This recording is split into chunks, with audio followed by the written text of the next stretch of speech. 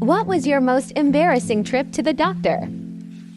About 7 years ago, I woke up in the morning, yawned nice and wide, and pop, dislocated my jaw, stuck wide open. One trip to the ear later, the doctor safely popped it back in place. Easy.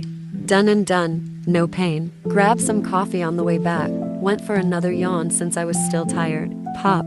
I dislocated my jaw twice in the same morning, with a return trip to the ear not even an hour after I left the first time. To make matters worse, when the doctors had trouble putting it back in the second time, and because I was all tense and in pain. I was slightly sedated when someone I knew from high school came in, working at the hospital as a fellow. Weird to try and catch up with one of the cool kids in school when you're drugged up, mouth stuck wide open, drooling, and trying to grunt what you've been up to since high school.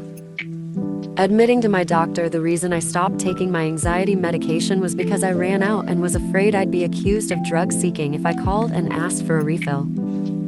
I was at work at a hazardous waste facility. We were sorting a load that came from a really sketchy old site. Lots of mystery buckets, old unlabeled bottles from the 50s, weird old etching chemicals, etc. About 15 minutes in, I notice my finger feels weird, kind of tingling, numb but achy. Take my glove off to see. My finger is turning purple. Shit. Given the situation, I thought maybe one of the unidentified chemicals had permeated my glove. I told my coworkers, did an emergency decon, and went straight to the emergency department. Let me tell you, I've been to the ED quite a few times in my life, and I have never been seen as fast as when I told triage. I'm a hazmat technician and I'm having symptoms of an unknown chemical exposure. Heck, I got seen faster than the guy who'd literally been stabbed. Doctor took a look at my finger and said, "Huh.